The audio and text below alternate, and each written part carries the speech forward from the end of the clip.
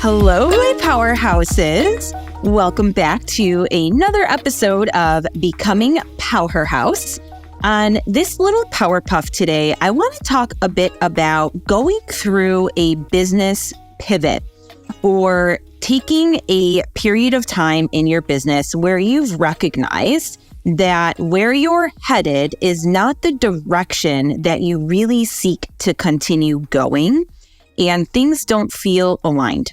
And when we go through these inflection points, sometimes it can be a little bit of a mind fuck, if you will, because when we decide all of a sudden, okay, business isn't necessarily bad, but if I keep going at this pace, it may put me into an early grave, or I may burn out, or it just isn't lighting me up anymore. And there are parts that we sometimes keep and then others that we change. And as we go through that change and moving forward with what our new vision looks like or what is aligned with where we want business to go, it can be a painful period of time, because although it's really exciting and really fun to reinvent business or make changes that we feel are so critical to the vision that we have moving forward, the painful part is the difference or the influx, if you will, in revenue, or more importantly, profit. Because when you pause and all of a sudden say, is everything that I am doing currently how I want to continue going? And if not, it takes time to then take a step back, reorg, realign, maybe innovate, and then choose your pivot. And I'm talking about this because it happened with us this year. We decided to change how we're doing parts of our business. We got rid of some parts, and I'm in the process of reorging some of our programs. And we've had a lot of changes as well in terms of how we're deciding to grow our team. And in doing that, we had to make a lot of intentional investments. And so this is the first year that although our revenue has gone up, my profit is down, my personal profit. I'm still paying the team more, but what I'm taking home is less. And this is also in a year of which I feel like I have been working all the time, like really digging in. And it hit me like a ton of bricks, because subconsciously I knew that this was going to be the case this year, and having this be our slingshot year, if you will. But I was going through our numbers the other day, and in seeing the numbers and what that looked like, and saying, holy shit, this sucks, right? But I also knew it was going to happen. It was just different, right? It was almost like, okay, now this isn't imaginary, it is fact, and here we are. So is this what I intended to happen or suspected? And then now, with what we've changed and put in place, will this springboard us forward next year to have a much more aligned, less chaotic business? And it has been theme with a few of my other mastermind clients as well, that they took this year to realign, to make a business that was more scalable, to make a business that felt less exhausting or more aligned with the things that really light them up. But in going through that painful process to make the changes, it really hurts sometimes when you feel like you're not as far ahead as you should be, because we always place these like imaginary pressures on ourselves, but also we have this like visual of where we think we quote unquote should be, whatever the hell that means. And if we don't achieve it in a certain period of time, we beat ourselves up. And the reality is if we want to create this beautiful business that is completely aligned with not only what we see in the future for the business model, but is integrated and aligned with our ideal life, it's not always linear and it's not always perfect. Like sometimes we have to try stuff to realize it's not a fit or go through those pain points. And sometimes a business model will work for a period of time, whether a few years or 10, and it feels great. And then all of a sudden it doesn't. And that's okay too. Like I want to normalize this. Like it is okay to have shifts or pivots in your business as you evolve as an individual or as a company. And when you do that, do not expect for that linear, straight shot up in terms of profit and revenue to go along with that. You will take a step back so that you can set yourself up to take 20 forward and have it be really exciting the following year or months or whatever your timeline is on. And so what we decided to do this year is we added people to our team. So I hired a new full-time financial advisor. So that's a solid salary there. And I had to, in doing that, release the idea that I was the only one that could be the asset manager or the primary decision maker when it came to all of our asset management. I was the only one that could be the expert financial planner. I had to recognize that if we want to grow and we want to be better and I want to add more value to our clients, I had to add someone else who could do things similar that I could do, and then also reckon with the fact that it won't be perfect. He will mess up. I hired, my first dude. He may mess up, he may fail, but as long as I'm hiring the right person who has the same core values that we do, the right integrity, and that matches and he's coachable, it will be okay. And I did. I found that person. I'd actually been looking for a couple of years and biddingly not seriously looking because I also was like, terrified to do it because it's such an extension of our reputation and brand, and it's high risk, high liability when it comes to our industry.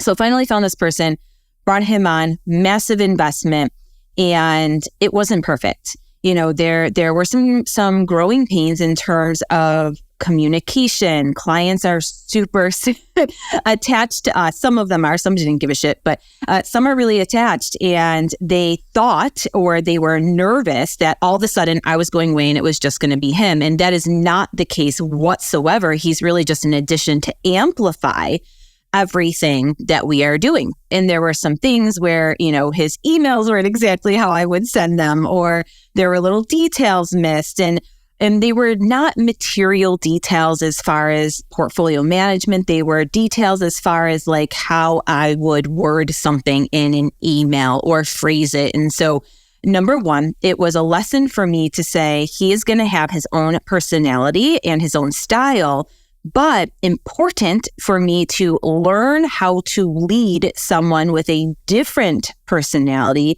on how our brand should look, sound, and feel so clients have a very similar experience regardless of who they're working with on our team. And this being the first dude that I have ever hired, there were things that were just different, where I felt it a lot easier for the girls on my team, or the women rather, to emulate my tone, where he was a little bit different. And it was a learning curve for me. And now he's doing great and definitely took that on. But it was how can I choose to have conversations where I am not being overly particular, but also gentle and firm at the same time with how things needed to sound. So that happened. And now that he is there, I have to remind myself to delegate more. If I don't want to work around the clock, I have to learn how to do a better job of giving somebody else the things that I'm used to doing. This is the first position that I have ever hired of which I am actually giving up things that I do versus adding people around me for things that I don't want to do, right? So that was a learning curve in itself. And in learning that, it slowed things down. Whenever you onboard a new person, you are doing everything that you have to do every day, plus training them. So I wasn't able to keep the probably the normal pace for a couple of months while that was happening.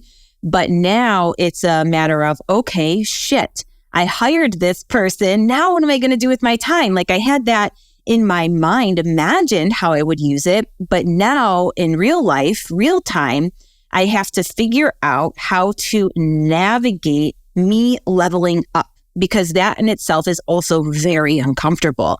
It's forcing me to stretch my rubber band and say, I'm coming out of this bubble. I am now only focusing on a very specific role as far as the planning and the clients that I am choosing now to work with. And now, as I have a couple of hours freed up per day, I need to do business development, content creation, continuing education, and amplifying my skill set.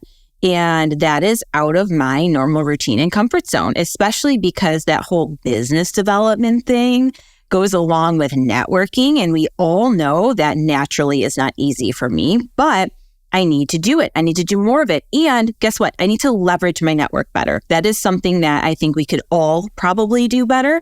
We have these amazing contacts and this network that we've developed over years, but are we actually tapping into it?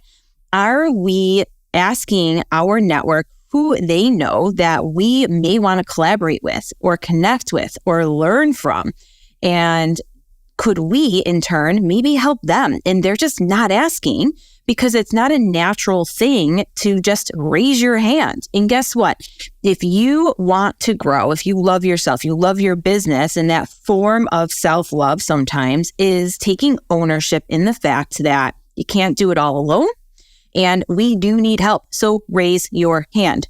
Raising your hand is so important when it comes to growth. And I talk about this all the time. And now I have to take my own medicine. I have to force myself to do this more so than what I've done over the last few years and do it consistently. That's what matters. So that's a little bit about what we're doing there. We also are hiring a whole new social media and marketing team, which has been a slog and a half. I hate social media and I love it at the same time. I love its opportunities and its benefits and the way to get your word out there about what you're doing, who you're helping, and how you're providing value for a very low to no cost. But it's like just painful. I don't know anybody out there who really does love social media, is obsessed with it, but we use it as a tool, right? So we're helping our new team now understand our brand. And what I ended up doing is also thinking, okay, we've over the last decade hired and fired a number of marketing and brand agencies who just could not pick up what we were laying down. They were not able to successfully emulate the vision that we had or the voice that we wanted to portray. Could be a communication problem on our end, but it just wasn't a good fit. Then I hired in-house a full-time employee because I thought maybe that would be better. That didn't work. And now we are building out our team and having an expert in different silos. So I have a team that is phenomenal who is only focusing on the podcast. I have an individual who is going to focus only on our email marketing and our social media. I have someone who is just doing the website, someone who is just focusing on Pinterest. And so this, for me, is uncomfortable because all of these people are also virtual positions. And they are, almost all of them are outside of the country as well. We went to Upwork, actually, and I did a bunch of job posts and did this. And for some of you listening, you may be rolling your eyes saying like, obviously that's been around forever. But for me, it was very uncomfortable because I am old school. I like to touch and feel you and make sure that I can like physically see you and explain things. And that was a block that I had to get over, and it was really holding me back. And now I am finally feeling like I'm getting the right butts in the right seats when it comes to social media and marketing, but I had to get out of my own way. And what I'm also doing is creating systems and processes within social media and marketing so that it is very easy for someone coming in to, number one, learn who we are, what we're all about in our brand. And number two, if they don't work out, I can replace them easier and not have it be such a hurdle. One of the tools that we are utilizing is an Asana board. And Asana is a phenomenal tool for project management. And you may be using Asana or Monday or something like that. We personally like Asana. It's great. It's user-friendly. My brain works well with it. So we use Asana for all of our systems, our processes, keeping the whole team on the same page, tagging everyone when it's their turn to work on a project. So that way it helps with us being on the same page with a ton of moving parts and as we grow our team. it ends up being a great spot for me to also parking lot all of my ideas and brain dump them in one spot. So I actually have my own Asana board that is like Nicole's to-do list, because what was happening before is that I had shit everywhere. Like I had stuff on my note pages, on my laptop, Post-it notes, journals, whatever. And when I had something that I wanted to work on, I couldn't remember where the hell I wrote it down. And so now everything is on my Asana board. It also keeps me from getting distracted, by the way. So if I'm looking at a website or something that's awesome and it sparks an idea, instead of going down the rabbit hole, I copy paste, put in my Asana board, save it for later. It's out of my head and I move on. Okay, so I just digressed a little bit there, but the Asana board that we're using for our social media team in marketing is I created a board that they have access to. So especially our new social media and marketing individual, he has access now to this board. And what I put on it is, number one, all of our social media handles and how to access them so that he can start posting to them. I put together an Instagram and for money coaching and for business coaching. So we have two different silos to our business, the money, the financial education, money coaching, financial planning, and business coaching. And what I did is for the money coaching, I put a bunch of links to other money coaches or people in the space of financial education who were aligned with our brand, that were like us, or companies that I admired who were doing a really good job. I did it on the finance side. I did it on the business coaching side so that they got an idea of where our brain was headed and what we visualize for ourselves as our company. Okay. There are no new ideas. We're all getting ideas and we're all getting creative insights and innovation and pulling things from other people. So there's no shame in that, by the way. You just obviously, like, we are not plagiarizing, we're not copying anybody else, but we're generating ideas so that we can come up with our own, because pulling an idea out of thin air is like fucking madness. So knock that shit off. So we did that. And then I also did a training video on our brand. And what was so interesting is I had never done this before, which sounds, again, so ridiculous because it's so simple. But when we brought him on, he's like, what are my KPIs? Do you have a training video to teach me your brand? And I was like, we absolutely do. And then I went and created one. So, but it was brilliant because why wouldn't we have that? So I did a little 5-minute video on our brand, who we're serving, what we're all about, what we do, and how we help. I have another video on all of the services that we offer, the services that I'd like him to focus on, the ones that are our biggest profit margins, or the ones that we want to push the most on social media platforms. I did a little training on that. And then I also have a section on our ideal client. And I got super specific on this. Not only who our ideal client is, but the things that they like to do, typically the things that they care about, they're interested in, where they hang out. I gave some examples of our ideal client social media handles so that they can see the language that they're using. And so this Asana board has become our brand board that has everything on there of which we need to do, want to do, and who we're speaking to specifically, so that they can study this, get inside our brain, and start to create content that sounds like we've done it. Now, they can also leverage AI to do this. Of course, we've created different avatars that are speaking in our voice, utilizing tools like ChatGPT so that we can get more done faster. But in doing this, it has now made our systems better, the process stronger, and it's easier to communicate by setting these things up. And even though it took me an entire Saturday to get this done, and believe me, it wasn't the first thing I wanted to do on a Saturday, but I dug in and I did it because I know that moving forward, it's going to save us a ton of time. It's going to make things more clear and be a lot easier. So if you are going through a period of time where you also are shifting your team around or adding to it, or maybe you're at that point where you're like, shoot, I need to hire for this because I don't want to do it anymore.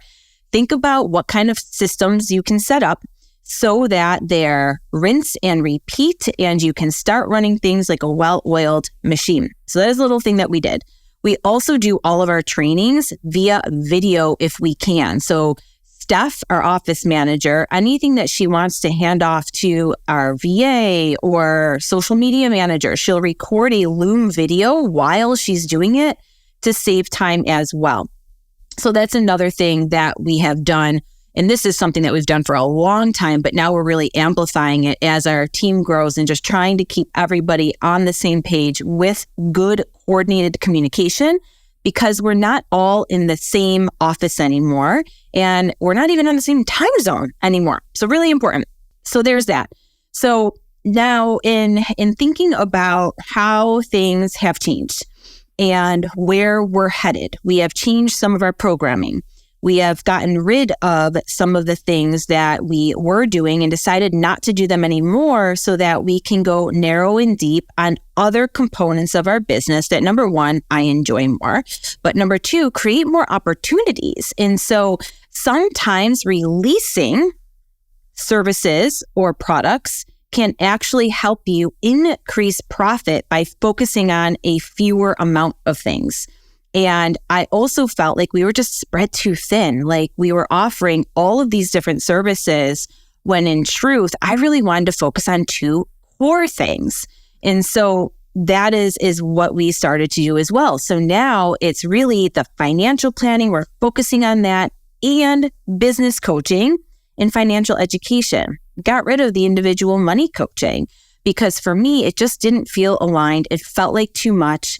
And this is where we want to focus. And so it was scary to do that though. And we've done this over the years, but for some reason, this felt extra scary. And so we're building this out. And I'm also in the process of rebuilding our mastermind program so that it is a little bit easier for us to manage, but then more accessible as well. So we're going to be reworking that. And all of this stuff takes time. It takes time out of your normal day-to-day when you're used to doing the work or building the business, whatever it may be. So this is all part of what we've been going through.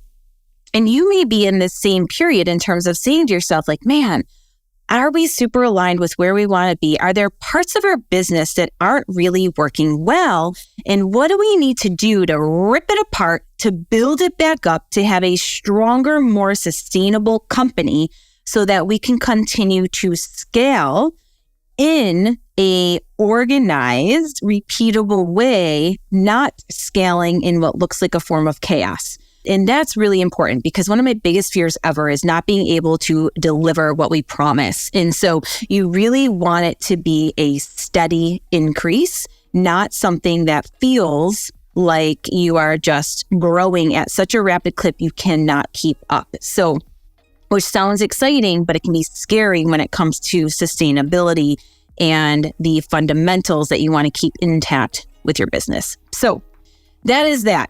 A little bit about what we have gone through, but also I hope it's helpful in just hearing some of this to know that if you are in a period where this year felt a little bit like a slingshot year, you didn't land where you wanted to land numbers wise, but it actually feels like you're teeing yourself up for a better business overall. It's okay. It's normal. You're doing the right thing. You're exactly where you need to be. And if you are someone where you're going through this period of time and you're saying, man, I actually don't think my business is aligned, but I have no idea where to start to get it so, that is what we are here for. So make sure you reach out to us, send me a DM on Instagram or an email, and let's talk about that because it is so important to make sure that you are building something that is sustainable, and it is also going to remain relevant as business changes. And there's so much that is coming up, in the future with the AI and how employment is changing and all the others. So it's also a great time to just assess where you are and think of where you do need to innovate and potentially pivot to stay ahead of the competition, ahead of the technology, and really embrace that. So until next time, my PowHERHouses, continue to be courageous.